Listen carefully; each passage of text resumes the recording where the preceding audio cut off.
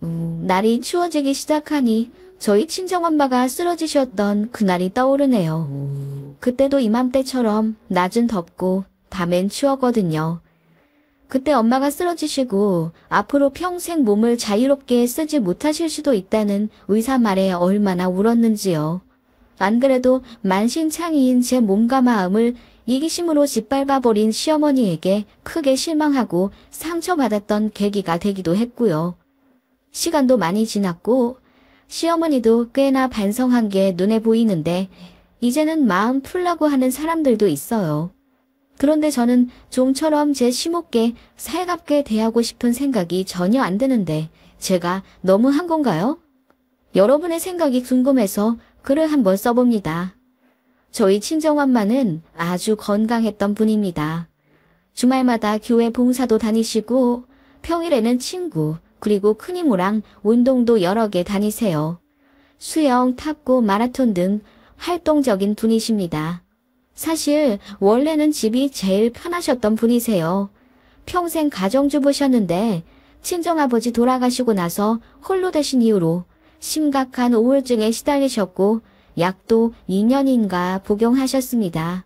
무기력증에 며칠간은 밥도 제대로 드시지 못하시고 누워만 계신 엄마를 보며 저희 남매는 또 한 번 초상을 치르게 될까봐 얼마나 눈물을 흘렸는지요. 그런 저희 모습이 불쌍하다 생각하셨는지 어머니는 자리를 훌훌 털어 일어나시고 그 다음부터 억지로라도 몸을 움직여 활동을 하셨어요. 물론 하루아침에 사람이 변할 수는 없고 이런저런 일도 많았지만 어쨌든 약 10년 전부터 엄마는 쭉 활동적으로 사셨습니다.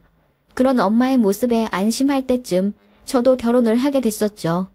시어머니는 처음부터 저를 마음에 안 들어 하셨어요. 홀어머니라서 제 남편이 장모님을 모시게 될까봐 엄청 걱정하셨는지 첫 인사자리랑 상견례에서 무례하게 물어보시더라고요. 나중에 나이 먹으면 어떻게 하실 거냐고. 저희 엄마는 웃으면서 지금도 언니랑 거의 같이 살다시피 하는데요.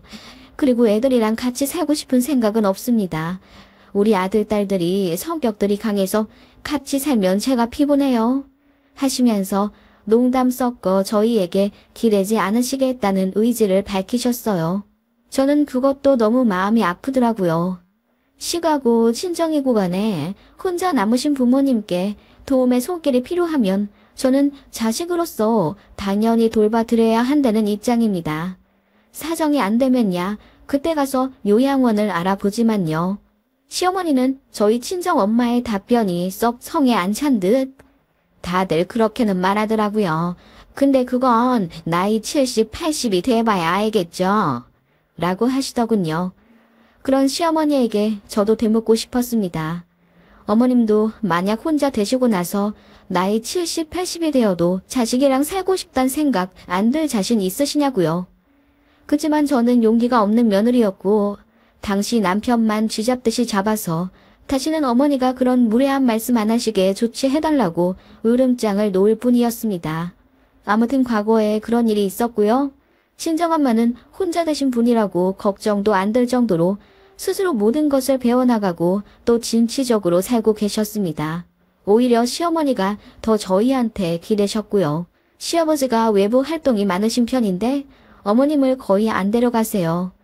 두 분이 성격이 잘 안 맞아서 예전부터 거의 따로 국밥 마냥 사셨다고 하더군요. 그런데나 장남인 형님은 먼 지방에서 살고 계시고 차남인 제 남편은 그나마 차로 1시간 거리에 살아서 그런지 핸드폰 조금 안 돼도 저희를 호출하시고 집에 바퀴벌레가 나와도 저희한테 전화하시더라고요. 잡아달라고요. 저희가 1시간 거리 달려서 시댁에 바퀴벌레 잡으러 가야겠습니까? 게다가 저희는 맞벌이라 정말 눈코 뜰 새 없이 바쁜데요.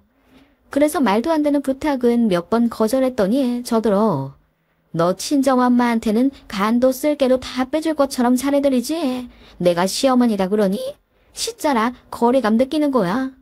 하시더군요. 그래서 저도 열받아서 저희 친정어머니는 바퀴벌레가 나와도 당신께서 맨손으로 잡으시고 핸드폰 안 되면 가게로 가서 직원한테 물어보세요.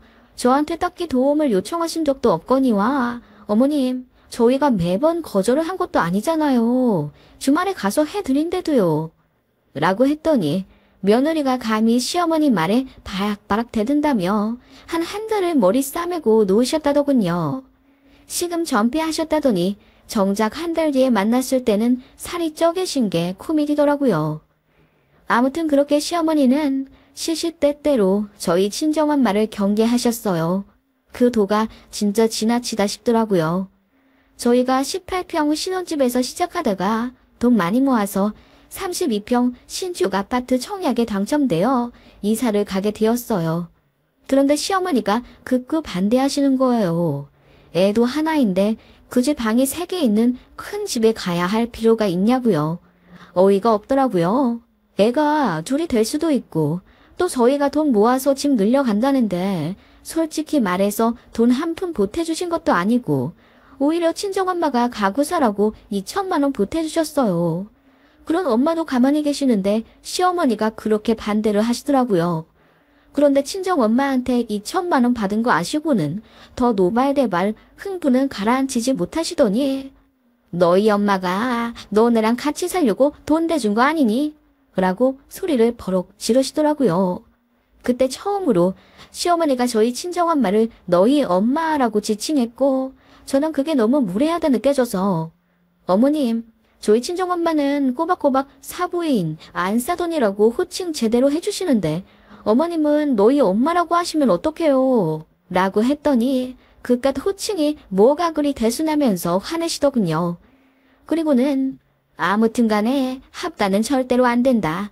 우리 아들 어른이랑 사는 거 아주 불편해. 서로 배려해 가면서 살아야 부부지. 라고 하시길래 생각도 안 했는데 왜 그러시냐고 되려 따졌네요. 저희가 새 아파트로 이사 가고 나서도 밤을 어떻게 꾸몄는지 엄청 궁금해 하시더군요. 저희가 안방은 패밀리 침대 넣어서 다 같이 자고 방 하나는 아이 방, 방 하나는 운동기구랑 제 책상 하나 넣어놨다고 하니까 공간 활용을 왜 그렇게 했냐고 마음에 안 들어 하시더군요. 그게 복선일 줄은 꿈에도 몰랐네요. 그렇게 저희 집도 넓히고 부모님들도 건강하시고 저희 아이도 잘 크고 모든 일이 순조롭게 흘러간다고 생각했습니다. 하지만 불행은 어느 날 갑자기 온다고 하나요? 친정엄마가 쓰러지셨다는 소식을 듣고 그야말로 기절할 듯 엄마가 계신 병원으로 달려갔습니다. 급성 심근경색이었어요. 전조 증상도 없으셨다더군요. 그리고 쓰러지시면서 하필이면 옆에 보도블럭 모서리에 부딪히셔서는 피도 많이 흘리셨고 목뼈도 다치셨다고 했어요. 스틴스 시술로 급한 불은 껐지만 머리랑 목뼈 다치신 게 더 심각했고 피를 많이 흘리셔서 의식도 빨리 찾지 못하셨어요.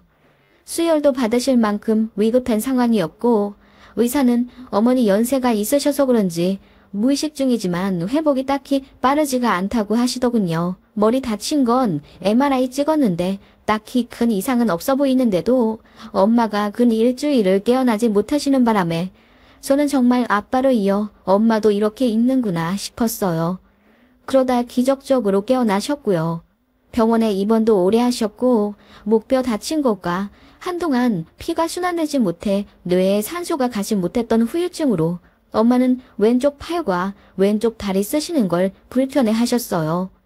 엄마는 당신이 오른손잡이인데 다행히 왼쪽이 고장이라며 농담을 하실 정도였지만 솔직히 제가 봤을 때 엄마는 휠체어도 제대로 못하실 것 같은 심각한 상태였습니다. 그래도 재활치료 열심히 받으시더군요. 그런 엄마 응원하며 저도 하루하루 마음 졸이며 살고 있었습니다. 시어머니는 처음에는 저희 엄마 쓰러지셨다는 소식에 엄청 놀라셨어요. 그러면서 병원비 하라고 100만 원도 보내주시고 전화도 자주 해주시곤 했습니다. 그런 시어머니께 저는 참 감사했었어요. 아무리 그래도 사부인이라 걱정을 해주시는구나 싶었고 사람이 아플 때 어떻게 대하느냐에 따라 평생 인연 나뉜다더니 저도 어머님께 서운했던 것들이 그렇게 눈 녹듯 풀리는구나 싶을 정도로 감동받았습니다. 그런데 전화가 오면 올수록 이상하다 싶었어요. 걱정이 그 걱정이 아니신 것 같은 거예요. 팔다리 못 쓰시는 것에 대해 진행 상황을 세세하게 엿주시는 것도 모자라 퇴원 후 거처에 대해서도 집요하게 물으시더군요. 저에게는 남동생이 있고 결혼 앞두고 있는 대학 교수입니다. 안 그래도 남동생이 본인이 엄마 모시고 싶다고 하는 걸 저도 마음이 안 놓여 서로 모시겠다고 하던 중이었고요. 앞으로 쭉 합가는 못하게 될지는 몰라도 일단 거동이 불편하신데 당연히 제가 봐드려야 한다고 생각했어요. 워킹맘이라 안 그래도 아이 키우랴 일하랴 벅찬 감도 있어서 퇴사를 생각하기도 했던 차고요. 그래서 그런 저희 진행 상황을 말씀드리니 아니 저는 사실 굳이 말하고 싶지도 말해야 하는 의무도 없다고 생각합니다만 어머님이 진짜 집요하게 물어보셔서 어쩔 수 없이 다 대답한 것들입니다. 아무튼 어머님이 제 대답을 듣자마자 불같이 화를 내시며 우리 아들이 불편해한데도 나이 40 넘어서 장모님 뒤치다꺼리를 해야겠냐 우리 아들이 라고 하시더라고요. 그래서 제가 뒤치다꺼리라뇨. 그럼 저희 엄마 락앤락 뚜껑도 제대로 못 여시는데 그럼 뭐 죽으란 말씀이세요? 상태 좋아지실 때까지 자식이 좀 돌봐드려야죠. 그리고 제가 남편 시킬 것 같으세요? 제가 다 하겠죠.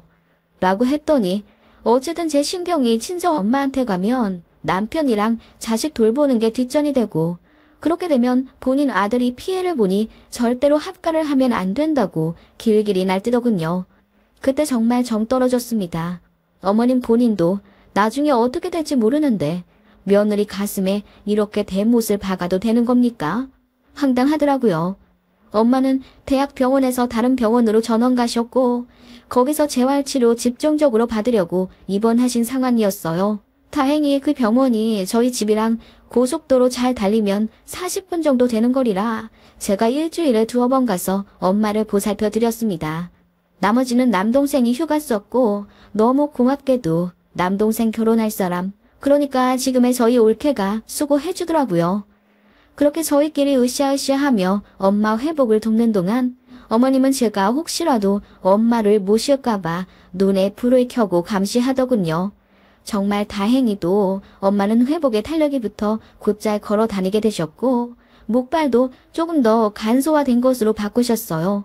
산책도 하셨고 편의점에서 물건도 사시더라고요. 그렇게 나아지는 게 눈에 보일 때쯤 퇴원을 생각하게 되었고 저희는 가족 회의를 통해 제가 한 달 정도 남동생이 그 이후 한 달, 그 다음은 큰 이모네에 가시는 걸로 합의를 봤습니다. 시어머니도 그걸 알게 되셨어요.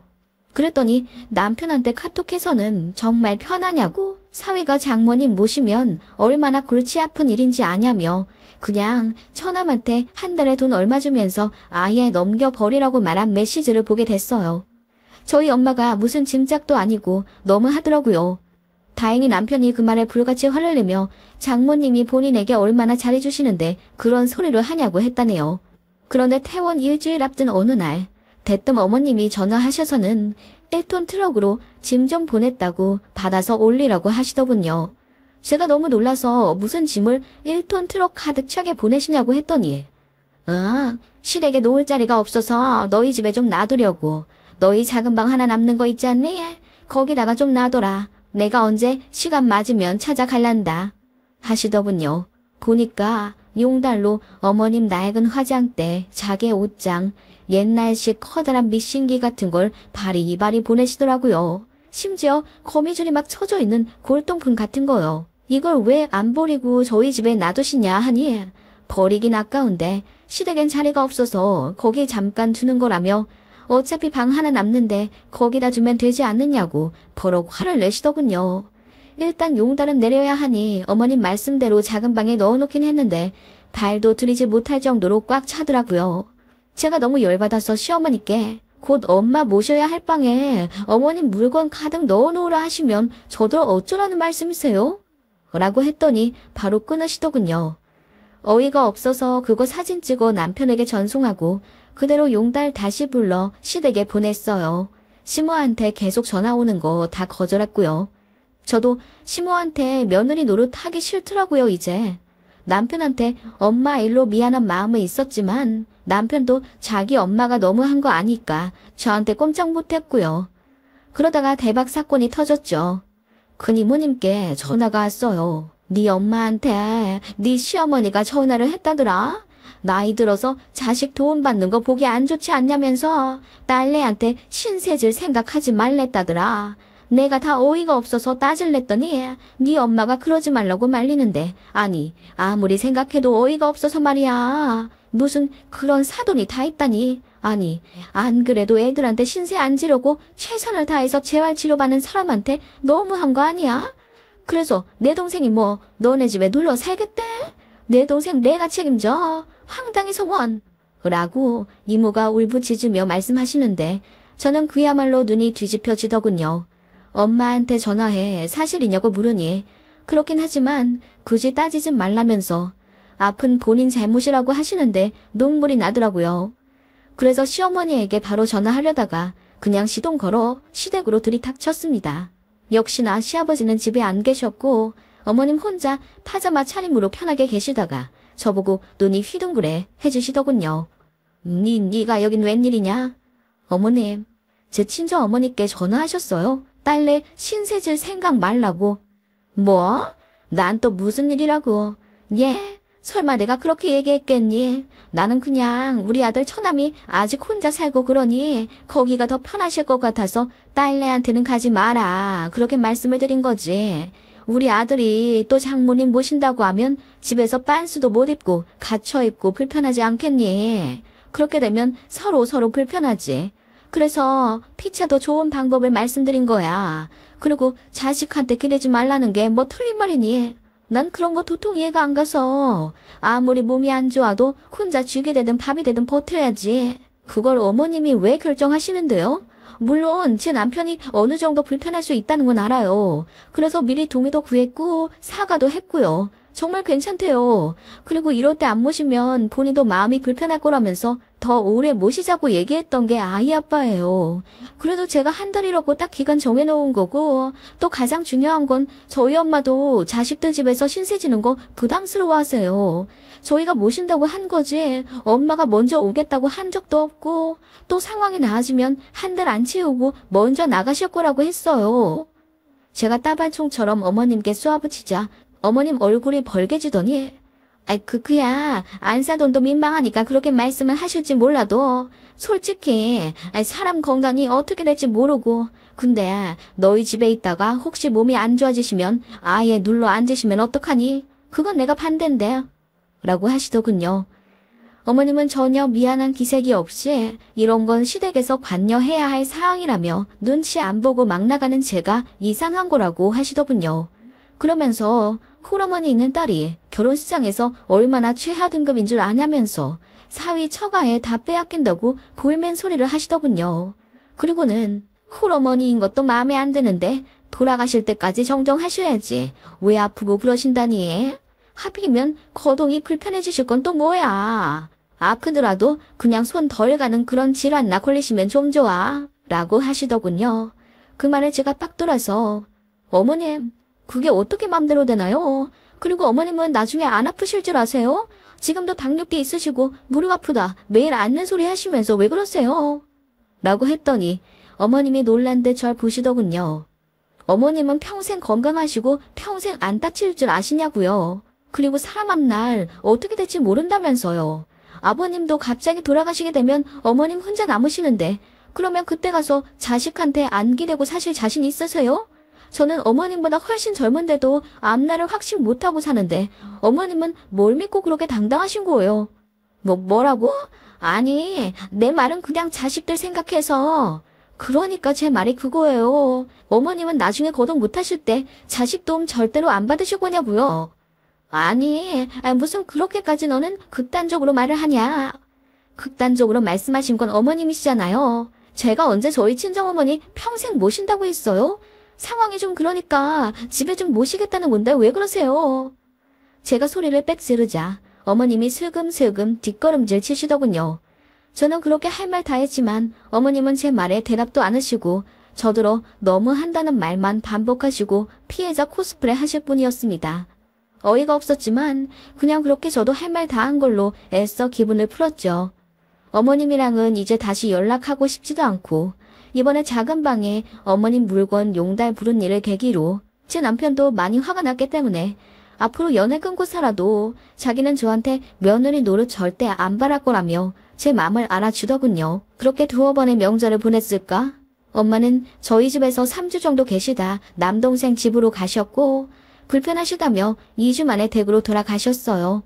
혼자 계셔도 틈틈이 저희 자식들과 이모, 조카들의 도움을 받으며 전혀 불편함 없이 회복을 위해 노력하셨습니다. 저희 어머니는 한의원도 부지런히 다니시고 재활치료도 누구보다 열심히 받으셨어요. 덕분에 거의 80% 신경이 돌아왔고 뛰지만 못할 뿐 일상생활을 거의 다 회복하셨어요. 취미생활도 예전에 액티브한 활동에서 조금은 정적인 활동으로 요리 클래스나 프랑스 자수 같은 걸로 무료함을 해결하시기도 했고요. 그런 엄마의 모습이 한편으론 정말 존경스럽더라고요.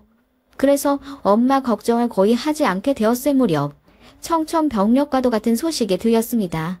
시어머니가 빙판길에서 넘어지시면서 하필 뾰족한 철근 옆으로 쓰러지시는 바람에 엉치뼈와 골반뼈가 동시에 골절이 되셨어요. 아예 못 걷는다고 하시더군요. 그래서 병원에 입원을 하셨고 예전 감정은 감정이고 솔직히 그 정도로 다치셨는데 병문안 한 번 안 가면 정말 저도 할 말 없는 며느리가 될 것 같아 병원에 찾아뵈었습니다. 어머님은 그새 얼굴이 반쪽이 되셔서는 저희를 물끄러미 올려다보시는데 그 눈빛에 많은 것이 담겨 있는 듯 했습니다. 형님 내가 계시지만 아랫지방에 살고 계셔서 간병은 아예 말조차 안 나온 상태이고 아버님 혼자 어머님을 돌보시게 되었는데 너무 부담스러워 하시더라고요. 아버님은 어머님께 평생 밥상만 받아보신 분이지 밥 먹고 나서 치우지도 않으실 뿐더러 물도 제 손으로 잘 안 떠다 드시는 분이에요. 누가 옆에 있으면 꼭 시키려 하시지 제 손으로는 빨래도 한 번 해본 적 없는 분이라 간병인을 절실히 바라시더군요. 어머님 화장실만 간신히 도와드릴 뿐 밥 먹는 것도 떠 먹여주기 싫다고 간호사를 시키려고 해서 병동에서 혼이 나셨다네요. 그뿐만 아니라 양치나 세수 같은 것도 잘 안 도와드리셨고요. 그래서인지 어머님이랑 병원에 있는 그 짧은 3일 동안 계속 싸우셨댔고 몸이 아픈 것보다는 스트레스 때문에 어머님이 더 힘들다 하시더군요. 그렇다고 간병인을 구하지도 않으셨어요. 어머님이나 아버님이나 엄청 짠돌이라서요. 돈 아깝다고 생각을 하시거든요. 그래서 저희가 간병인을 구해드리고 비용도 되겠다 하시니 어머님이 갑자기 펑펑 우시며 서운하다 하시더라고요. 왜 집에 모시고 갈 생각을 안 하고 대뜸 병원에 자기 혼자 두고 갈 생각을 하냐면서요. 그러면서 네 친정엄마는 그렇게 애틋하게 여기면서 집에 어떻게든 모시려고 안다님을 쓰더니 내가 아프니까 왜 거들떠도 안 보니? 네가 그러고도 며느리라고 할 수 있어. 암만 며느리라도 너도 내 자식이지. 네가 그랬잖니. 부모가 아프면 자식이 돌봐드려야 한다고. 그래놓고 나는 간병인만 달랑 붙여넣는다고. 정말 서운하다. 하시면서 막 우시는 거예요. 남편은 옆에서 한숨을 팍 쉬며 와이프 이제 일 다시 시작해서 바쁘기도 하고 저번에 장모님 일로 서로 기분도 상한 상황인데 우리 집에 오려고 하면 내 체면이 뭐가 되겠어. 그러게 그때 말이라도 좀 잘하시지. 라고 제가 할 말을 대신 해주더라고요. 저는 어머님 편찮으신 상황에 대놓고 꼬시다 이런 말 하기가 솔직히 좀 그렇더라고요. 게다가 병원이기도 했고요. 그랬더니 어머님이 대성통곡을 하시며 자식 키워봤자 다 소용없다 울고불고 하시더군요. 그러면서 저한테 계속 안 하던 문자를 보내시더라고요. 자기 힘들다 아프다 시아버지가 하도 귀찮다 난리를 쳐서 간병인을 구하긴 했는데 탐탁지 않다 등 하소연을 줄줄 하시는데 결국 결론은 저희 집에 오고 싶다는 이야기.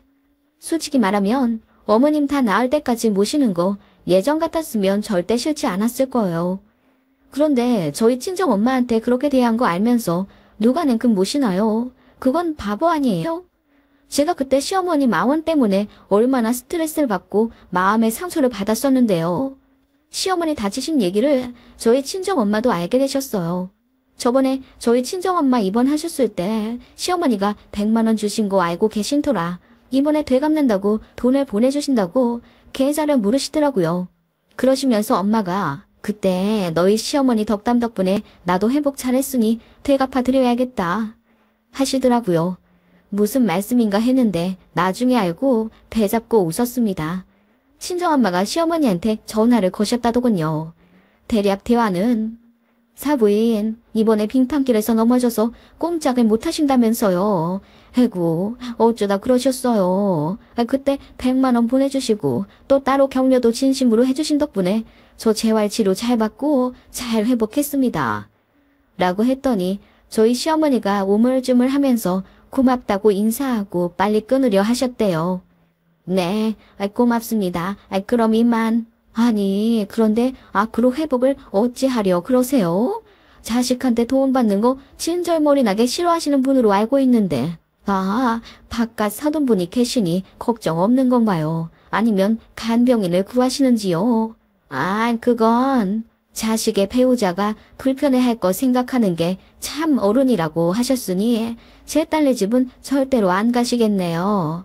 사실 뭐 아들이고 딸이고 우리 안사동께서는 자식한테 부담 주는 부모 절대 안 될 거라고 호언장담을 하셨으니 향후 행보가 어떠실지 안 봐도 눈에 훤하네요. 너무 무리는 하지 마시고 쾌차하시길 빕니다. 저도 계좌로 마음 보내드렸습니다. 사부인 응원합니다. 라고 했더니 시어머니가 아무 말 못하셨다네요. 그 얘기 듣는데 어찌나 통쾌하던지. 그러면서 저한테는 시모한테 가신 앙금 다 풀라고 하셨어요. 엄마가 대신 복수했으니 저는 더 모진 말 할 필요도 없고 시모를 너무 미워하지 말라고 하셨어요. 미워하는 것도 에너지가 필요한 거라고 하시면서요. 저희 엄마도 아닌 척해도 사실 상처를 많이 받으셨을 거예요. 그래서 더 잘해드리고 싶어서 우리 집 안 오겠다는 엄마를 기어코 저희 집으로 잠깐 모셨던 거고요. 한마디 말로 천냥빚도 갚는다던데 어머님이 그렇게 무정하게만 나오지 않았어도 저는 어쩌면 시어머니 다 나으실 때까지 저희 집에서 모셨을지도 모르죠. 저희 친정 엄마 때처럼요. 이 세상에 과부되고 싶은 사람이 누가 있겠으며 아프고 싶은 사람이 누가 있나요? 사람 앞날은 그 누구도 모르는 건데 경솔하면 돌고 돌아 결국 나 자신을 공격한다는 걸 시어머니는 뼈저리게 아셨을 겁니다. 시모는 저희 엄마랑 통화하신 이후로 저한테 다시는 연락하지 않으셨고 얘기 듣자 하니 병원에서 일주일 정도 간병인 구해서 입원해 계시다가 퇴원을 하셨다더군요. 저희 집에 너무 오고 싶어 하셨는데 어머님의 구업으로 결국 이도 저도 못하고 혼자 끙끙 앓게 되셨다더군요. 그 이후로 1년에 서너 번 정도 만나 뵙고 있는데 어머님이 저한테 엄청 말 조심하시는 게 눈에 다 보일 정도예요. 다만 저희 친정 엄마한테 막말했던 건 사과받지 못했지만 뭔가 느낀 게 많으시겠죠.